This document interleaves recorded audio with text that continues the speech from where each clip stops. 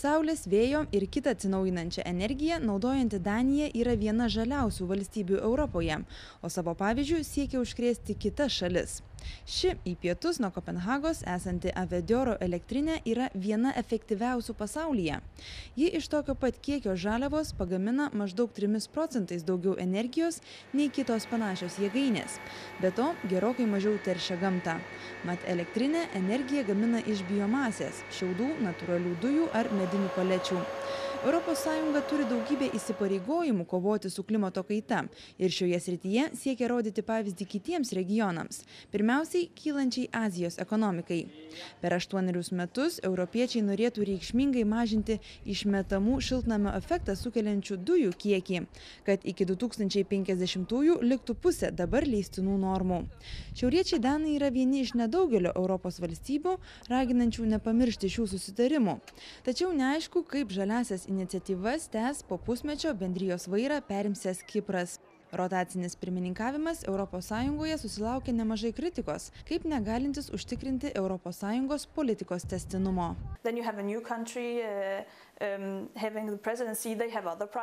Kiekviena pirmininkaujanti valstybė turi vis skirtingus prioritetus. Tarkime, Lenkija daug dėmesio skyrė rytų Europos sienoms, o Danijai tai visiškai nerūpi, bet jos darbotvarkėje įrašyta aplinkosauga. Jeigu mūsų tikslas yra sklandžiai pirmyn judanti ES, rotacinis pirmininkavimas tikrai nėra geriausia išeitis. Be aplinkosaugos klausimų, pirmininkaujančios Danijos šį pusmetį laukia audringos diskusijos dėl finansinės drausmės stiprinimo ES, nes be jos bendrija negalės išbristi iš skolų krizės. Tad politikai, pamėgę ieškoti istorinių momentų, tikina, kad ir pirmininkaujančios Danijos laukia neeilinis iššūkis. Tačiau kol šalies vyriausybės nariai Kopenhagoje priima garbingus svečius, patiems danams labiau nei pirmininkavimo reikalai rūpi jų karalienė Margaretė II, šiemet švenčianti 40-asias metines soste. Politika yra politika, čia nėra didelio skirtumo, kuri šalis pirmininkauja. Manau, kad viskas yra iš anksto suorganizuota ir padaryta. Mes apie tai mažai žinome. Net nepamenu, kokia valstybė prieš tai pirmininkavo. Esame ES skeptikai. Todėl manau, kad danai turėtų pasielgti kaip britai ir uždaryti savo sienas. Mano nuomonė, visai nėra logikos. Jei norėdami kovoti su nusikalstamumu, netikriname į savo šalį atvykstančių žmonių. Tik oro uostuose. Tai nesąmonė. Dar prieš pusmetį svarsčiusi galimybę išstoti iš Šengeno, nauja Danijos vyriausybė tokių planų atsisakė. Tačiau taip greitai, kaip vyriausybės, ekonominė padėtis Europoje nesikeičia. Šiandien pietinės bendrijos šalys išgyvena vieną didžiausių jų istorijoje taupymą.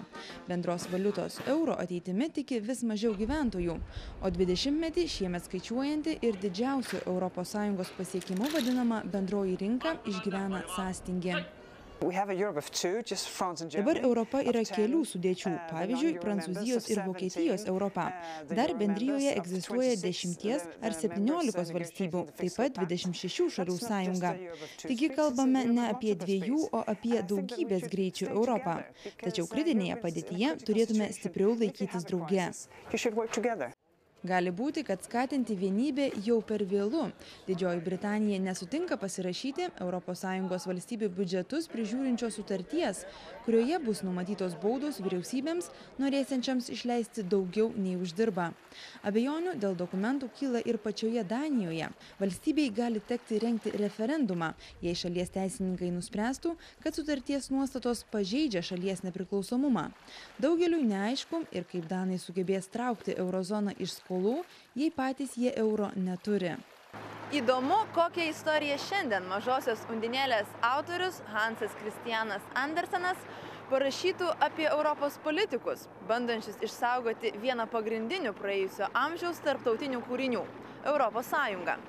Rašytojui greičiausiai nepavyktų išvengti sarkazmo, tik neaišku, kaip jo istorija baigtųsi. Ar taip pat tragiškai kaip ir mažosios undinėlės, kuri nesulaukusi princo meilės virto jūros puta. Tik šį kartą danai įkvėpimo semėsi ne iš literatūros, o iš muzikantų. Viena ilgiausių tiltų Europoje nusitiesusi valstybė save pristato kaip sujungiančią Europą. Tad neatsitiktinai frazė "esame tiltas virš neramių vandenų" pagal muzikantų Simono ir Garfunkelio hitą šiandien yra viena labiausiai pamėgtų Danijos vyriausybės citatų.